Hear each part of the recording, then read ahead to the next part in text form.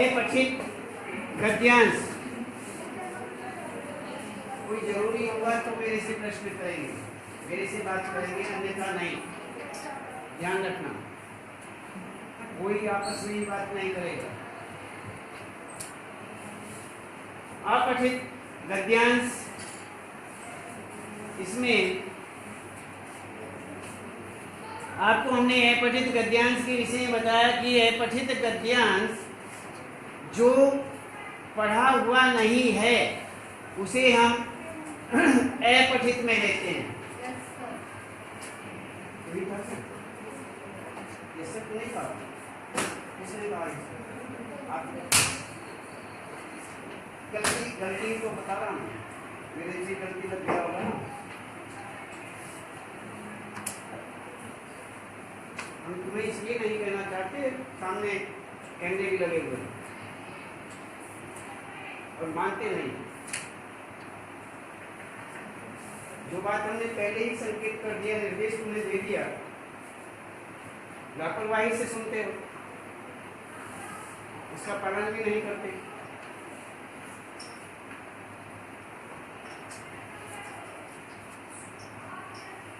गद्यांश, अपठित गद्यांश और पठित गद्यांश, दो बातें जो हमने कल आपको बताया था कि पठित गद्यांश पढ़ा हुआ, जो पढ़ा हुआ है उसे पठित कहते हैं। अपठित जो पढ़ा हुआ नहीं है उसे अपठित कहते हैं। इसमें हमने एक गद्यांश आपके सामने पढ़ा, पहला गद्यांश। इसमें ताल में किश्तियां अपने सफेद पाल उड़ाती हुई। इसमें देखिए, सबसे पहला प्रश्न हमने आपको प्रश्नों में बताया था कि कै खे गे घे अंगा, 5 प्रश्न आपके सामने हैं। प्रश्न नंबर 1 में 5 प्रश्न। कैसे? ये तो आपका पहला प्रश्न। मान लीजिए प्रश्न नंबर 1, अपठित गद्यांश को ध्यान पूर्वक पढ़कर दिए हुए प्रश्नों के सही उत्तर लिखिए, और सही उत्तर भी विकल्प के आधार पर सही उत्तर लिखिए। क्यों? उसमें विकल्प दिए हुए हैं, ऑप्शंस दिए हुए हैं, इसे विकल्प कहते हैं। विकल्प के आधार पर सही उत्तर लिखिए। टिक वाली बात नहीं आएगी कि टिक करिए, नहीं, लिखने हैं। और ये गलती नहीं करनी, हम बार बार दोहरा रहे हैं, ऐसी गलती नहीं करते हैं जो तुम्हें बार बार मना किया जाता है। जब आपको बार बार किसी बात को मना करते हैं और दोबारा फिर उसी कार्य को करते हैं तो अच्छी बात नहीं है, गलत, उसमें आपके नंबर कटते हैं। ऐसी गलती हमें नहीं करनी है। सबसे पहला प्रश्न, ताल में किश्तियां किसे लेकर इधर से उधर खेल रही थीं? जिससे पूछें वह बताएगा। अब बोलिए, अंग्रेज कौन सा नंबर है? खड़ा होकर के 3rd नंबर। अंग्रेज यात्रियों को, ताल में किश्तियां अंग्रेज यात्रियों को लेकर इधर से उधर खेल रही थी। हमारा उत्तर यदि पूरा बनता है तो क्या बनता है? लिखना नहीं है, ये आपको लिखना नहीं है। लेकिन यदि आपसे ये प्रश्न किया गया है कि ताल में किश्तियां किसे लेकर इधर से उधर घूम रही थी, तो उत्तर क्या बनता है कि ताल में किश्तियां अंग्रेज यात्रियों को लेकर इधर से उधर खेल रही थी। तो एक प्रश्न ये बनता है, उत्तर इसका ये बनता है। और आपसे यदि एक प्रश्न कर दिया जाए, हम इसलिए बता रहे हैं आपको कि आपसे प्रश्न किया जाए आपका नाम क्या है, तो आप तुरंत बता देते हैं अजय। लेकिन एक तो उत्तर हुआ अजय, समझने वाले तो समझ गए कि हाँ, जिससे मैंने नाम पूछा है वह अजय है, ठीक है। लेकिन इसका यदि आप बहुत अच्छी तरह से सम्मान से उत्तर देना चाहते हैं तो है श्रीमान जी या सर, मैंने मैडम, जो भी सामने है जिसने आपसे प्रश्न किया है, भैया हैं भैया, बहन है बहन है, मेरा नाम अजय कुमार है, मेरा नाम अजय कुमार है, अजय वर्मा है, अजय सिसोदिया है, अजय गर्ग है, कोई भी नाम हो सकता है। तो सीधा पूरा नाम लेकर के वाक्य बना करके यदि हम उत्तर देते हैं तो वह सबसे अच्छा उत्तर होता है। इसीलिए इसमें भी आपको अपठित गद्यांश या अपठित काव्यांश के अंतर्गत आपको बना करके उत्तर नहीं लिखना है। इसमें तो मना किया हुआ है, इसमें तो केवल फर्स्ट, सेकंड, थर्ड, फोर्थ 4 हिस्सों में 4 उत्तर जो दिए हुए हैं, चारों में से जो कुछ लिखा हुआ है वही आपको लिख देना है, बना करके कोई नहीं लिखेगा। ये तो मैं आपको वैसे ही सामान्य बात बता रहा था। तो इसमें अब दूसरा प्रश्न है, अंग्रेजों की डोंगियों की तुलना किससे की गई है? खिलौनों से, सुई से, कागज की नाव से, बंसी से? हाथ निकालेंगे बस, हम अपने आप पूछ रहे हैं, आप बोलिए। सुई से। बैठ जाइए। कुछ साहब किनारे पर बैठे क्या कर रहे थे? एक है ठंडी ठंडी हवा खा रहे थे, पानी में पांव डालकर बैठे थे, मछलियां पकड़ रहे थे, संगीत सुन रहे थे। 4 बातें हैं, 4 उत्तर हैं हमारे पास, चारों में से एक बताना है।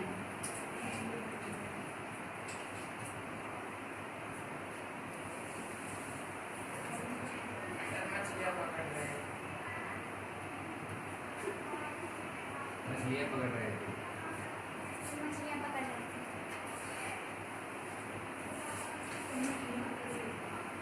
आज क्यों नहीं निकाला? आज देखा ऐसे निकाल दो, पक्का नहीं पकड़ता। बैठ जाइए।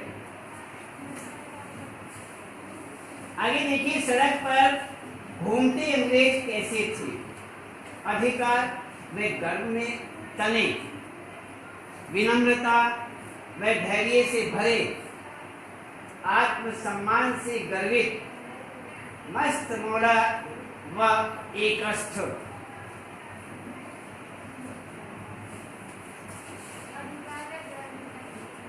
अधिकार, गर्व, तने।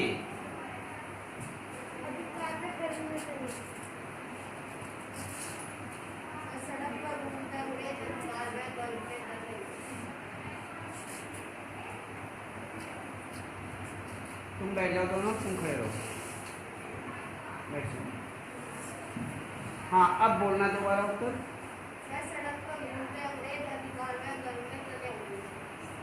सड़क पर घूमते हुए लिखा हुआ है तेरी किताब में, कौन सा नंबर है ये? है? है का कौन सा उत्तर है? First, second, third, fourth? मैं क्या कह रहा तुझे? मैं क्या कह रहा हूँ? जितना पूछ रहा हूँ उतना बताइए। 1, सेकंड, थर्ड, फोर्थ में क्या लिखा हुआ है? और ये क्या बोल रहा है? क्यों बताया? कब पूछा मैंने? पूरा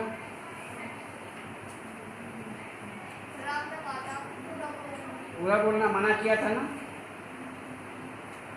सामान्य रूप से आपको हमने एक बात बता करके, एक प्रश्न का उत्तर बता करके और बाद में मना कर दिया था ना कि ये नहीं करना है,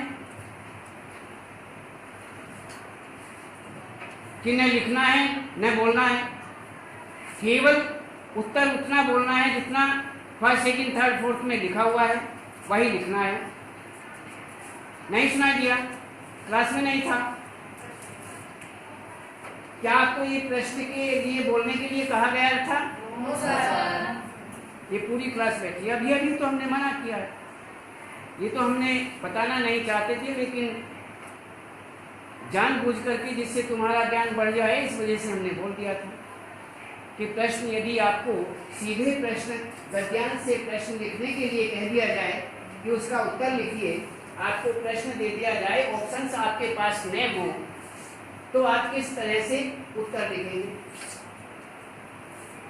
यदि ऑप्शन दिए हुए न हो तो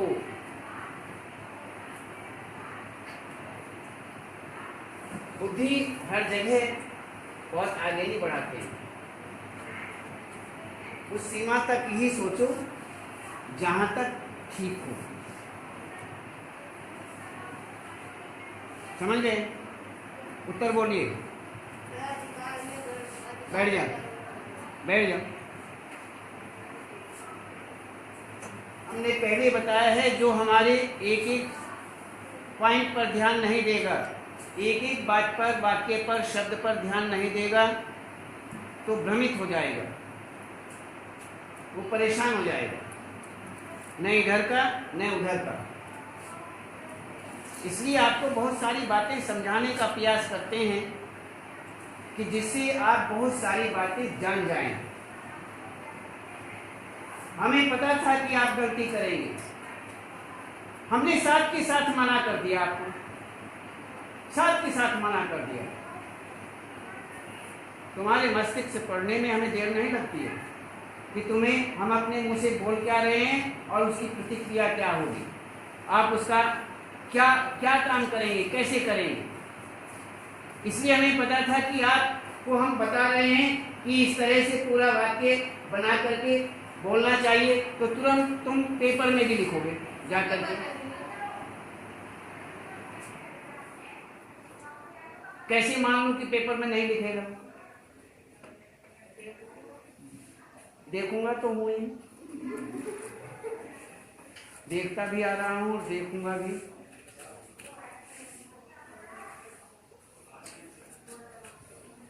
जब किसी बात को आपको मना कर दिया जाता है तो उसका विशेष रूप से ध्यान रखें।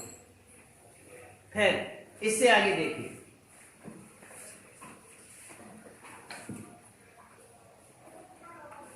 गद्यांश में कौन सा मुहावरा आया है? सरपट दौड़ना, गर्व में तने, दुम हिलाना, एकस्थ होना। हाँ, तुम खड़े जाओ। हाँ, बोलिए। दुम हिलाना, आप बोलो। सर दुम हिलाना। बेटे, उत्तर बोलते समय सर नहीं बोलते हैं, सर मैडम मत बोलो, नहीं तो वह उत्तर नहीं आ जाएगा। लिखते टाइम भी ऐसे ही लिख दोगे तुम। सर तुम मिलाना,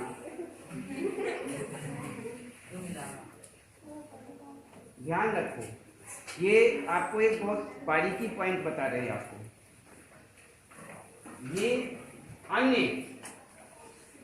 मैं आपको समझाने के लिए अलग से प्रयास कर रहा था, उत्तर में नहीं। इधर से और कौन बताएगा? खड़ा हो जाओ। हाँ,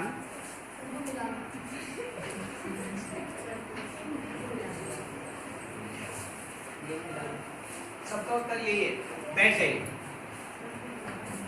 तो इसमें दुम हिलाना, कोई भी आप शब्द पढ़ें, वाक्य पढ़ें, धारा प्रवाह से पढ़ें, धीरे धीरे पढ़ें, जोर से पढ़ें, मंद मंद पढ़ें, लेकिन सही पढ़ने का प्रयास करें।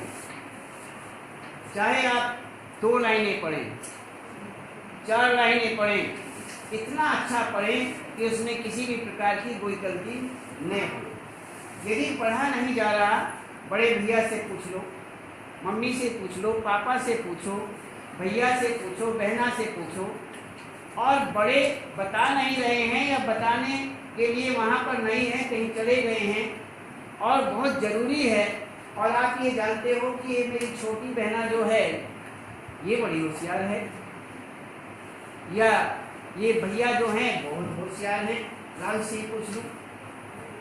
कहेंगे ना ना इससे नहीं पूछता, इससे पूछूंगा तो मेरी इंसल्ट हो जाएगी, नहीं अपमान हो जाएगा। अब बताइए छोटे से पूछ रहा है, नहीं इससे नहीं। जब मम्मी आएगी, पापा आएंगे, बड़े भैया बहन आएंगी तभी पूछूंगा, उससे पहले नहीं। तुम्हारी पढ़ाई रुक जाएगी, तुम्हारा टाइम खराब हो जाएगा। आपने जो 1 घंटा पढ़ने का रखा हुआ है टाइम टेबल के हिसाब से, वो 1 घंटे के बजाय 2-2 घंटे बाद आ रहे हैं मम्मी पापा भैया बहना, तो आपका वह टाइम बेकार हो गया, टाइम निकल चुका। इसीलिए पढ़ाई में कोई बड़ा और छोटा नहीं होता है। जो हमसे आता नहीं है, हम आज भी अपने छोटों से पूछने में झिझकते नहीं हैं।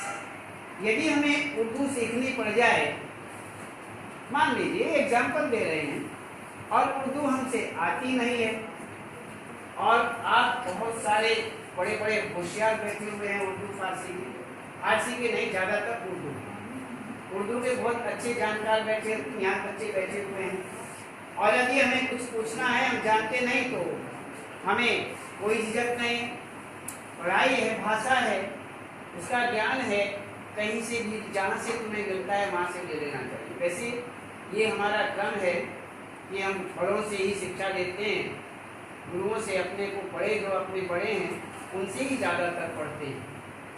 यही हमारा क्रम बना हुआ है, उसमें सम्मान भी रहता है और ठीक रहता है। लेकिन शिक्षा में जो योग्य होता है वही विद्वान होता है। हमने आपको पहले भी बताया, जो शिक्षा में अच्छी पढ़ाई में योग्य होता है, बढ़िया होता है, उसे ही विद्वान कहा जाता है, उसे ही अच्छा शिक्षाविद कहा जाता है, पढ़ा लिखा कहा जाता है। और जो वह छोटा हो या बड़ा हो, और जो पढ़ाई में कुछ नहीं होता, कार्य में कुछ नहीं होता, अन्य कार्यों में कुछ नहीं होता, कुछ नहीं जानता, बार बार बताते हैं, बार बार याद कराते हैं, और फिर भी वह कुछ नहीं करता है, तो उसे क्या कहते हैं? गुस्से में आकर के, क्रोध में आकर के उसे क्या कह देते हैं? कहीं का गधा, गधा कहीं का। गधा जो होता है वो बुद्धिहीन होता है। आगे जब आप बड़ी क्लास में जाएंगे, आप 8th क्लास है आपकी, जब 9th में जाओगे तो आपको उस समय एक पाठ आएगा आपका 2 बैलों की कथा। 2 बैलों की कथा जो प्रेमचंद लेखक हैं, उसके प्रेमचंद जी ने लिखी है, वो कथा आपको पढ़ाएंगे। उस समय गधे की चर्चा बहुत मिलेगी। उसमें गधे के विषय में, बैलों के विषय में, पशुओं के विषय में विशेष रूप से दिखाया गया है। किसानों के विषय में, किसान, पशु अर्थात बैल, पशुओं में गधा, अन्य जानवर, उसे बहुत वह कथा है। कथा का शीर्षक, पाठ का शीर्षक है 2 बैलों की कथा, जो प्रेमचंद जी ने लिखी हुई है। वो जब आप 1 वर्ष के बाद वहाँ पहुँचोगे, उसके बाद फिर मिलेंगे। तो इसमें ये हुए आपका गद्यांश। अब देखिए एक बात दूसरा आपको बताते हैं, कौन पढ़ेगा? आपको साथ मुझे समझाया, महाराज, भ्रष्टाचार और सदाचार मनुष्य की आत्मा में होता है, बाहर से नहीं। हमें प्रयास ये करना चाहिए कि बाकी जो है साधु ने समझाया, यहाँ अर्ध विराम लगा हुआ है, थोड़ा सा रुकना जरूरी होता है। उसके बाद देखिए महाराज के बाद भी लगा हुआ है, वहाँ भी थोड़ा सा रुकना चाहिए। उसके बाद कहते हैं भ्रष्टाचार और सदाचार मनुष्य की आत्मा में होता है, यहाँ रुकना चाहिए, यहाँ भी संकेत लिखा हुआ है। और आगे कहते हैं बाहर से नहीं आता। तो इस वाक्य को हम किस प्रकार से पढ़ें, ये ध्यान से। और ये जितने भी संकेत आए हुए हैं, चिन्ह आए हुए हैं, वो इसीलिए तो लगाए हुए हैं कि हमें किस प्रकार से पढ़ना चाहिए, किस प्रकार से हमें बोलना चाहिए। वह चिन्ह इसीलिए होते हैं और कोई कारण नहीं। इन चिन्हों के आधार पर हमारा बहुतेरा उत्तर मिल जाते हैं, उत्तर जवाब मिल जाता है। साधु ने समझाया, महाराज भ्रष्टाचार और सदाचार मनुष्य की आत्मा में होता है, बाहर से नहीं आता, यहाँ पूर्ण विराम हो जाता है। इसीलिए हमें उसी आधार पर पढ़ना चाहिए। बोलिए, पढ़िए।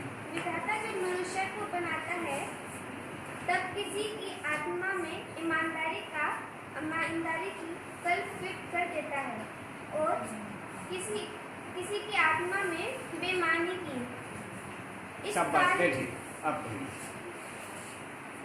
काल में से ईमानदारी या बेईमानी के स्वर निकलते हैं, जिन्हें आत्मा की पुकार कहते हैं।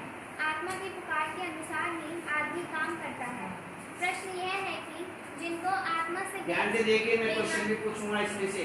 बेईमानी के स्वर निकलते हैं, उन्हें दबाकर ईमानदारी के स्वर कैसे निकाले जाएं? मैं कई वर्षों से इसी चिंतन में लगा हूँ। अभी मैंने यह सदाचार का ताबीज बनाया है। जिस आदमी की भुजा पर यह बंधा होगा वह सदाचारी हो जाएगा। मैंने कुत्ते पर भी प्रयोग किया है। यह ताबीज गले में बांध देने से कुत्ता भी रोटी नहीं चुराता। बात यह है कि इस ताबीज से भी सदाचार के स्वर निकलते हैं। जब किसी की आत्मा बेईमानी के स्वर निकालने लगती है तब इस ताबीज की शक्ति आत्मा का गला तोड़ देती है। देखिए, ये आपका हुआ गद्यांश। अब सबसे पहला प्रश्न है, भ्रष्टाचार और सदाचार कहाँ होता है? खुले मैदान में, मनुष्य की आत्मा में, दरबार में या सरकारी कार्यालय में? कौन सा बोला था ये?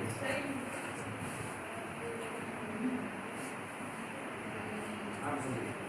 मनुष्य की आत्मा में।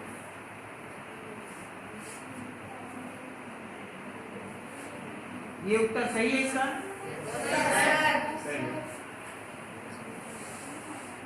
मनुष्य की आत्मा में।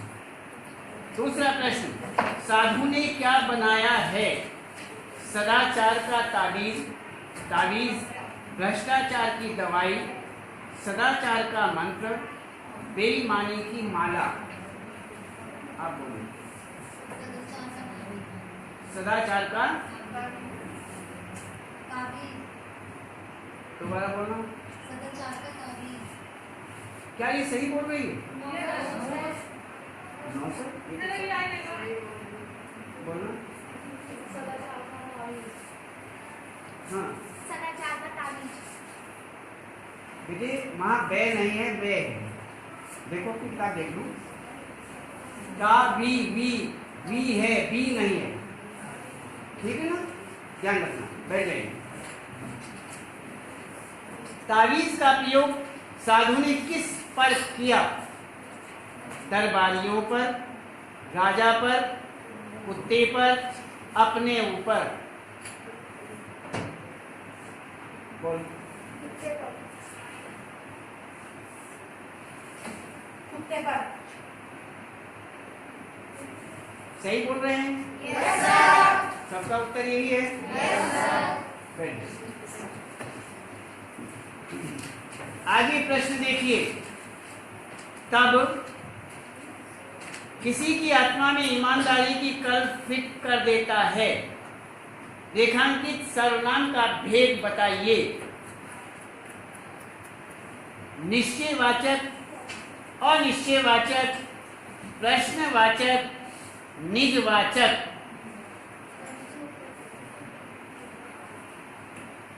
अब बोलिए। अनिश्चयवाचक। आप बोलो जोर से, इसे हटा करके। हाँ, सब बात बोलो। निश्चयवाचक, अनिश्चय,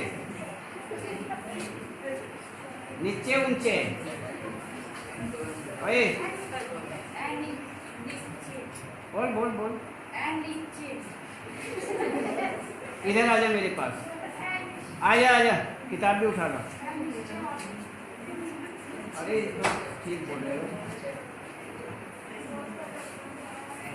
उधर ही खड़े हो जाना। हाँ अब बोलो, इसमें क्या क्या वर्ण आए हुए हैं ये बताइए पहले, क्या क्या वर्ण है इसमें, बोलिए। अरे वर्ण पूछ रहा बाबूजी, क्या क्या स्पेलिंग है?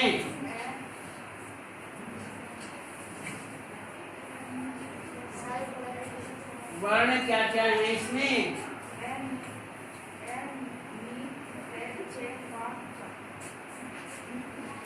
बेटे हम पूरा शब्द आपसे नहीं पूछ रहे हैं, केवल अलग अलग कौन सी मात्रा है, कौन सा वर्ण है, क्या क्या इसमें आए हुए हैं ये पूछ रहे हैं। बोलो बोलो, शाबाश, ठीक है, बोलो। आवाज नहीं। से कौन सा, सर्प वाला, सांप वाला या कौन सा है? सर्प वाला,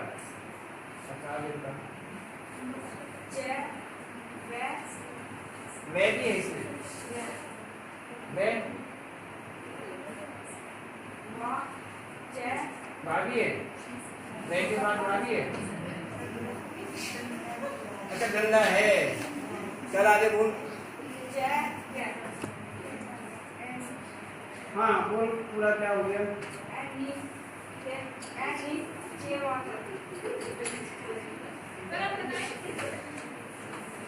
बताओ।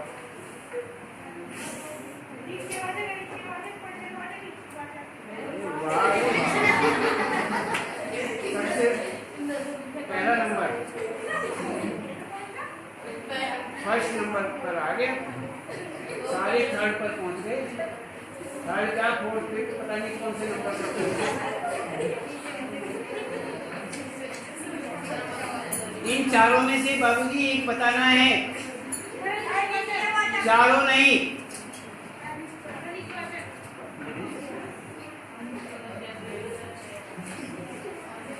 जो बताते हैं, समझाते हैं, उस पर नहीं चलना है, दूसरे रास्ते से। कहा कि इस रास्ते से मत जाइए, ये रास्ता अच्छा नहीं है, कहने की ये सच, बस यहाँ तक कहने के बाद जब कहा कि चलिए जाना दूसरे से ही है। हाँ बेटे बोलो, बैठ जा। हाँ निश बोलो, निश, निश, निश बोलो, शाबाश। हाँ निश, शाबाश, 5 बार बोलो और जाइए बैठिए पूजा, वहीं बैठ करके बोलो जाओ। हाँ तो इसमें जीव अनिश्चयवाचक। अगला प्रश्न देखिए, सदाचारी और बेईमानी, इन दोनों पदों में क्या समानता है? दोनों विलोम शब्द हैं, दोनों समानार्थी शब्द हैं, दोनों में ई प्रत्यय है, या दोनों पर्यायवाची हैं?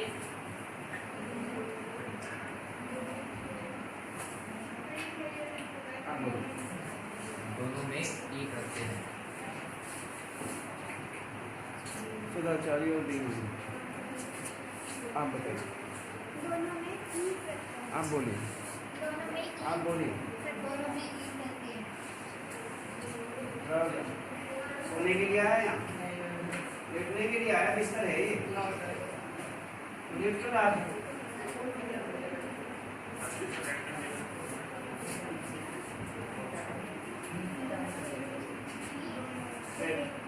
हाँ भाई, ये जो आप बता रहे हैं प्रत्यय और उपसर्ग, उपसर्ग और प्रत्यय दो होते हैं। उपसर्ग सबसे पहले लगता है, मूल शब्द जो होता है, मूल शब्द में जो पहले लगाया जाता है उसे हम उपसर्ग कहते हैं, और जो बाद में लगाया जाता है उसे हम प्रत्यय कहते हैं। यहाँ पर दोनों में सदाचारी, बैठ जाइए,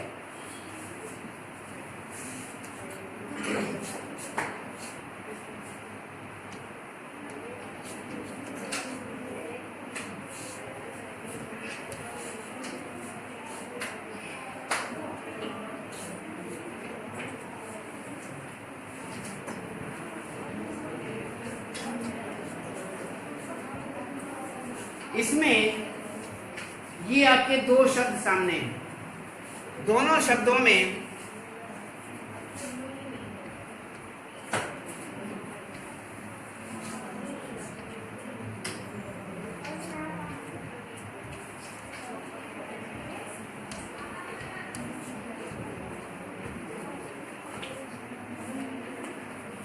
आया समझ में?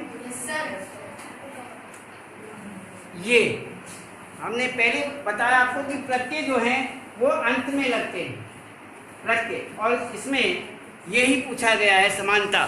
समानता इसमें दिखाई दे रही है।